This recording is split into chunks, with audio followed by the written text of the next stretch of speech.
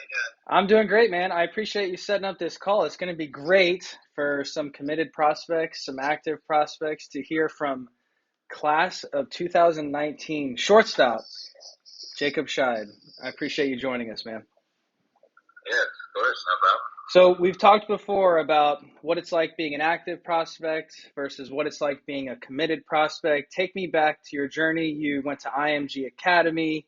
You lived down there in Florida for a number of years. Your dad works at IMG Academy. So take me back to when you were an active prospect coming out of IMG Academy.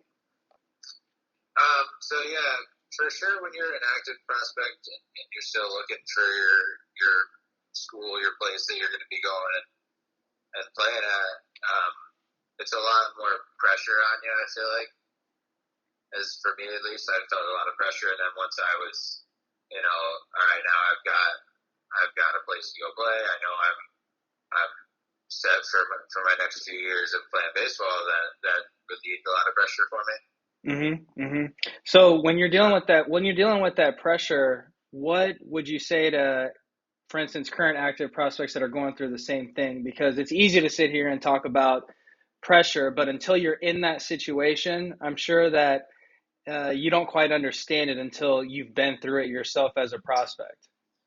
Yeah, for sure. Going through the different levels of baseball, there was a lot of pressure for me, and it was a lot of self-inflicted pressure that really didn't have a meaning in the end of the day. After the way I see it now, I saw it as at the time as like, oh, there's all this college and how you look to your peers and how you look to your parents and how you look to your coaches and all that stuff was all very important. But after you play in college for a little bit, you start to kind of see like that really isn't what matters. As long as you believe that in yourself that you have the talent, you have the skill, and you put in the effort, put in the time and the work and everything, you will go out and perform, because that's the whole deal of practice and all the preparation we do. Absolutely. Is to just go out is for the performance.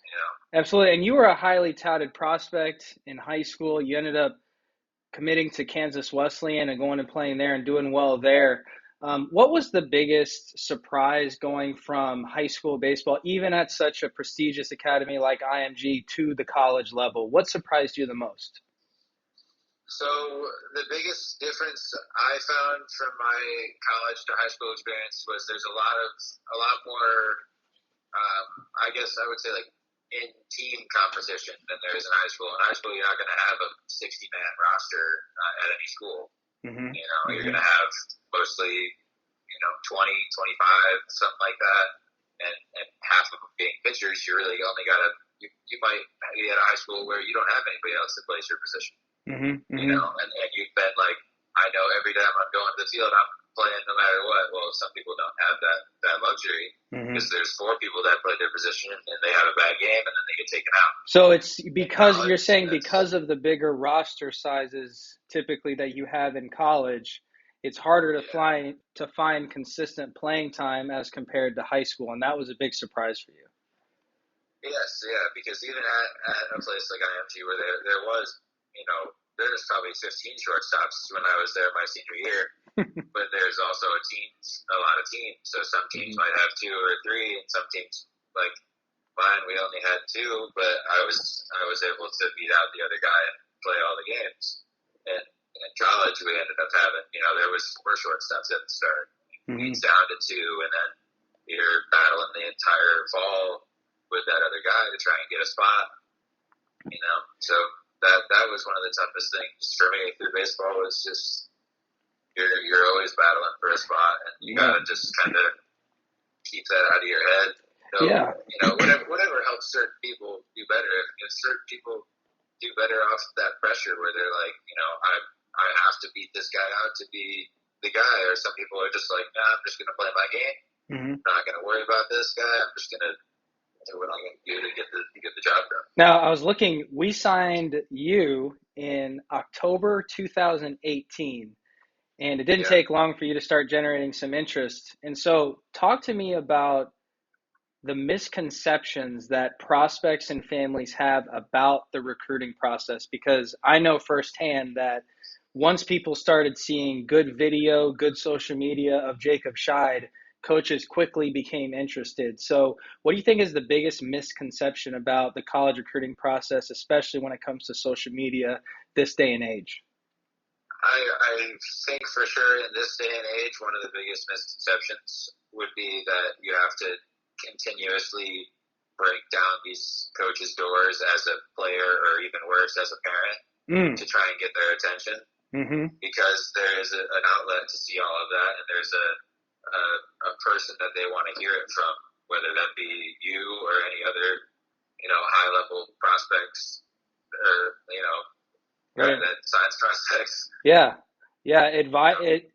Advisors are hard to come by. And Advisor, yeah, and as an advisor for prospects, it's our job to make sure that we do what? That we advise you, right? And so I agree with you. I think that there are a lot of things that parents and prospects don't understand, but I also think that it's, and you tell me if I'm wrong here, it's the prospect's responsibility to find out this information. I feel like a lot of prospects, they put it on their parents, and with your dad being an instructor at IMG Academy and connected with a lot of people, you still have to do your part as a prospect, even with an advisor like me or anyone at LPG in your corner, right? 100%, of course. So the groundwork's definitely always going to come from the player. Yes, send that first email out. Yes, send another one if you don't get anything back. I would never advise not to go make that first step. Because that's definitely the way it's got to be. The player's got to make the first step, but then you have guys like you that are there to help out and go the next step and the step after, and open the doors, but you run into some problems when you start having parents and get involved and stuff like that. Right. Well, I've talked about this before, and just as well as I do, when you have a parent that's trying to push that process forward, it really does not look good on the prospect, right? No. And that's what we prospect. Right.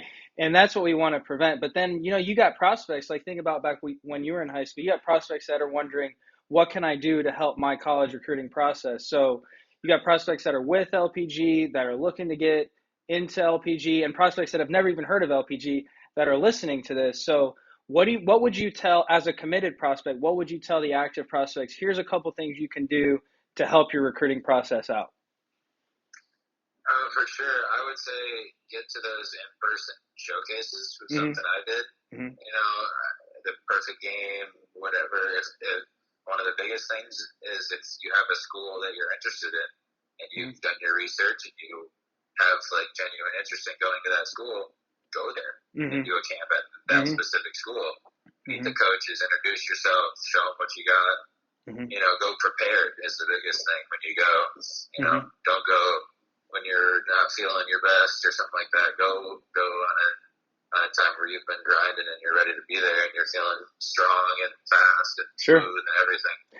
That's good advice, and I definitely think that they'll appreciate that. Now I want to shift gears real fast, okay? So you're a prospect that, just like many prospects, has had their challenges. What are some of the ways that prospects can deal with challenges during the recruiting process, whether that's personal, classroom, friends, people that you're surrounding yourself with? What would be like your best life advice to some of these young kids that maybe have a tendency to get off track and deal with challenges? Because you and I both know that we worked through some stuff together, and I know that was a big part of your journey. And so what would you suggest to prospects that are dealing with challenges during these times? I would say first and foremost, I know you hear this a lot, but surround yourself with the right type of people, even within your team, because just a lot of high schools have half the guys are there for it, half the guys aren't, just there for the fun. So surround yourself with the right group of guys that are doing the extra work. That's one of the biggest things is putting in the extra effort when other people aren't. What about grades and academics, the importance of doing well in the classroom and making sure to take care of business off the field? The grades are a complete game changer. Yes, you'll every single youth baseball player, high school baseball player has heard a story about some kid that got into the University of Florida with a 2.1 GPA or some crap like that. But it doesn't fly for Right. 95% of the baseball players. Right. Football, sure, basketball, sure, not baseball. Right. You gotta get that. You gotta get that 3.5, that 3.8, that 4.0 to get into these big schools, and they want that. Because not everybody has it with talent. People have to not think, oh, I don't need that. I don't need the good grades. I was under that impression when I was younger too. And I didn't even have the talent some of these people have. How important? Go ahead. Yeah, just kind of reiterating, but you can go on. Yeah. How? Last question. How important? And I'm piggybacking off what you just said. How important is listening to your parents and making sure that you're doing the right things at home? How does that affect your recruiting process when college coaches are evaluating you as a young recruit? I mean, for sure that when you're around your parents and how you treat your parents, all that kind of stuff is gonna show up when you get into college, or if you manage to get into college. If you're not treating your parents the right way at home and stuff like that, I think that's one of the most important things. My folks and I had an excellent relationship, and we still do to this day. I haven't lived with them in years, but I still go see them all the time. You're growing up, man. You're growing up right before our eyes. And your parents are awesome, man. The whole Scheid family is awesome. I really enjoyed working with you guys. I remember when I signed you, man, I was really excited when we were able to get you on board with LPG, and I know that it's been a big part of your life. Yeah, it's been good, man, but I love how we've continued to stay in contact. I think some of the stuff that you said today will resonate with a lot of different prospects, and I really appreciate you taking the time to jump on this interview, and we'll definitely have to do it again, man. I think that prospects will really enjoy this, and it's cool hearing from committed prospects and prospects that I've known for years. And who better to talk to than Jakeub Scheid, the young shortstop himself. All right. So I appreciate you jumping on, man. Yep, that's awesome. Anytime. Thank you so much for calling. All right, you're welcome. Tell your parents I said hi. I will. All right, see ya. Thanks, Jake.